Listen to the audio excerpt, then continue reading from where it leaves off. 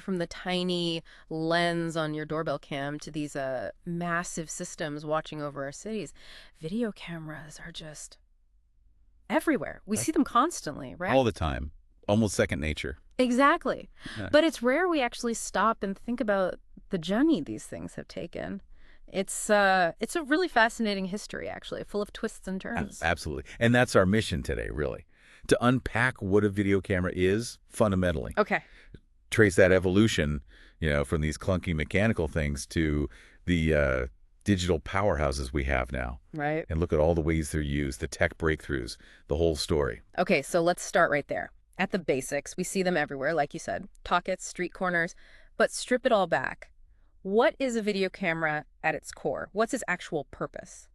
Well, fundamentally, it's an optical instrument, right? Hmm. And its specific job is capturing video, moving images electronically. And that's different from a movie camera. That's the key distinction, yeah. Historically, movie cameras recorded onto physical film stock. Video cameras capture electronically. They actually started out mainly for the television industry. For broadcasting. Exactly. But wow, have their uses expanded since then? And they sort of operate in two main modes, is that right? That's a good way to put it. Yeah, two primary modes. Yeah. First, there's live television. That was the original big use case. Like live news, sports. Precisely. Yeah. The camera image feeds, directly to a screen. You see it instantly. And that mode's still very much alive. Think security system. Right, CCTV. Or military uses, tactical stuff, even industrial monitoring where you need that immediate, sometimes remote view. Seeing it as it happened. Then the second mode is recording, capturing those images onto some kind of storage device. For later viewing or editing. Exactly, for archiving, processing it later. And the storage itself has evolved massively, from videotape. Oh, yeah, I remember those big tapes. Right, then optical discs, hard drives, and now mostly flash memory, little SD cards. Tiny things. This recorded approach is obviously huge for TV production, but maybe even more common now for surveillance. Cameras just running unattended, capturing data for someone to look at later. So that live versus recorded split really shaped how they were used early on. And speaking of uses, this is where it gets really interesting, I think. The sheer variety of cameras today, it's not just one kind of device anymore. Oh, not even close. The diversity is incredible now. You've got professional video cameras, the big ones for TV studios or electronic field production, EFP. The really high-end gear. Totally. They often give you incredibly detailed manual control over everything. And interestingly, they frequently use 3 separate sensors. Why 3? One each for red, green, and blue light. It helps capture the absolute best color fidelity and image quality, really fine-tuned machines. Okay. Then you've got camcorders. The name kind of gives it away, right? Yeah. Camera and recorder built into one unit. Making it portable. Exactly. That was the revolution. Suddenly you could take it anywhere. Hugely popular for, TV news gathering, ENG, electronic news gathering, home movies. Even citizen journalism started taking off with these. And now pretty much any digital camera records video, right? So are they all camcorders? Technically, yeah. If it's a digital camera with built-in recording, it fits the definition. So that includes your fancy mirrorless camera, your GoPro. Those little action cams. Yeah, even the ones that do like 360-degree video. It's all sort of merged. Wild. Okay, what else? Well, there's CCTV, closed-circuit television. That's primarily for security and monitoring.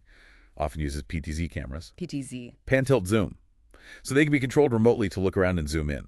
They're designed to be small, maybe hidden, run unattended for ages. And tough sometimes. Oh, yeah. Some are seriously hardened, built to survive in really hostile places. Think high radiation, intense heat, toxic environments, places people just can't go.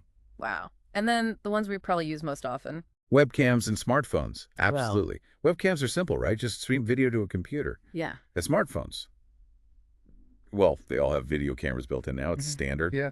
And the quality is just skyrocketed. Some phones shoot 4K video that honestly looks incredible. It's true. Sometimes better than older dedicated cameras. It can be, yeah. And beyond all that, you get into really specialized systems. Cameras on satellites exploring space. Right, like on the Mars rovers. Exactly. Or cameras used in AI research, robotics, medicine. And many of these aren't just seeing visible light. They're tuned for infrared, night vision, heat sensing, or even X-rays for medical stuff, or looking at stars. The range is just vast. It really is staggering. But how did we even get here? From those, I don't know, strange early contraptions to having this power in our pocket? That history must be pretty amazing. It really is a journey. The very first video cameras were actually mechanical. Can you believe that? Mechanical? How? They used something called a nip-cow disc, basically a spinning disc with holes arranged in a spiral.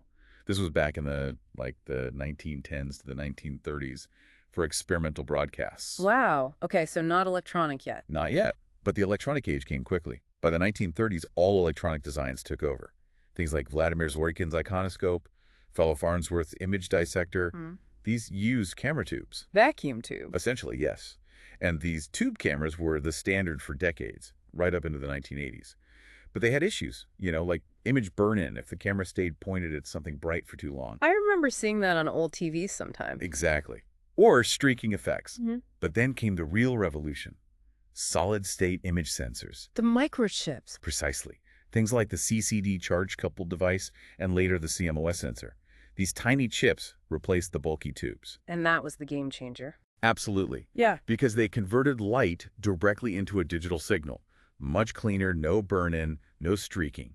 And crucially, it made digital video practical. Got rid of all the analog headaches and really paved the way for the digital workflows we use today. And these chips themselves, the CCDs and CMS sensors, they have their own backstory, right? They didn't just pop up. No, definitely not. They're built on something called MOS technology, metal oxide semiconductor. That itself came out of Bell Labs back in 1959 with the invention of the MOSFET, a type of transistor. Okay, so foundational stuff. Very foundational. That MOS tech allowed for integrated circuits, which led to the CCD, also invented at Bell Labs, in 1969. It used MOS capacitors. Right. Then came the NOS active pixel sensor from Olympus in 85, and that evolved into the CMOS active pixel sensor developed at NASA's Jet Propulsion Lab in 1993. So a clear progression. Fascinating. But here's something really critical. Just having great sensors wasn't enough for practical digital video. There was another huge hurdle. Which what? Data size. Uncompressed digital video is enormous, just massive files. The memory and bandwidth required were totally impractical back then. Ah, so you couldn't easily store or transmit it. Exactly. Even with a great digital sensor, what do you do with that fire hose of data? You needed video compression. Making the files smaller. Drastically smaller. And the key technology here was the discrete cosine transform, or DCT. It's a type of lossy compression. Lossy, meaning it throws some data away. It does, but very cleverly. It removes information that the human eye is least likely to notice. It shrinks files dramatically without much visible quality loss. DCT was proposed way back in '72. Wow, that early. Yep. And it became the foundation for all the major video coding standards we still rely on, like H.26x and MPEG, which started appearing around 1988. Without DCT and those standards, digital cameras just wouldn't have been feasible for most uses. So the sensor tech and the compression tech had to advance together. They absolutely had to. And then digital television starting to roll out gave digital video cameras another huge push. By the early 2000s, pretty much everything was going digital. And you mentioned it blurred the lines with movie cameras. Yeah, because digital capture essentially works the same way, whether it's for video or film. The core image capture became fundamentally similar. Incredible how all those pieces clicked into place. Sensors, compression, storage. Which brings us back to storage. Yeah. How did they store all this stuff before flash memory? Right. Well, very early on, you couldn't really record video directly at all. It was live or nothing. The first real attempt was John Logie Baird's Phonovision in 1927. He recorded video onto discs, kind of like records. Did it work? Sort of. The discs couldn't actually be played back properly with the tech they had then. But amazingly, decades later, in the 80s, people figured out how to recover the video from those old discs. No way. Yeah, pretty cool. But the practical solution came with magnetic tape. Experiments started in 1951. Ah, videotape. Exactly. The first commercial system was quadruplex tape from Ampex in 1956. Big reel-to-reel machines. And just 2 years later, Ampex figured out how to record color video onto tape too. That must have been huge. Oh, massive. And then things started getting smaller, more portable. Sony introduced the first mobile systems called Portapacks around 1967. Carrying the recorder separately. Initially, yes. But then came the Betacam system in 1981. That was the first to integrate the tape recorder right into the camera. The birth of the camcorder. That was it. Suddenly, high-quality recording was truly mobile. And from there, as we said, storage just kept evolving, optical discs, hard drives, and finally flash memory. Amazing. Okay, so we've covered the core function, the types, the history, the Yeah. storage. Let's talk about the very front end, the lens, the camera's actual eye. Good point. Yeah, the lens is obviously critical. It gathers and focuses the light. Some cameras, especially simpler ones, have fixed built-in lenses. Well, like on a smartphone or webcam. Right. But many professional and higher-end cameras use interchangeable lenses. You can swap them out depending on what you need to shoot. And they attach using different mounts. Exactly. There are lots of different lens mount systems. Some originated specifically for movie cameras, like the Panavision PV or R8PL mount. Very robust, precise. Cinema standards. Others actually came from the world of still photography, like Canon's EF mount or the Sony E mount, which are now widely used for video too. Makes sense. And then you have specialized mounts for specific jobs, like the S mount, which is really common on small CCTV or security cameras. It just shows how specialized even the lens interface can get. What an incredible story. We really have gone from, that spinning nip cow disc, which sounds kind of crazy, to these incredibly powerful, tiny sensors everywhere. It's just amazing physics, engineering, human cleverness, really. It truly is. And, it makes you think. This raises an important question for you listening right now. With cameras getting smarter, think about AI processing video on the camera itself. How is that going to change how we interact with the world? As they become even more embedded in everything. Exactly. What new things will we be able to do? What new, maybe, ethical questions pop up? It's constantly evolving. What do you think that next big leap in capturing visuals might actually look like? Something to ponder.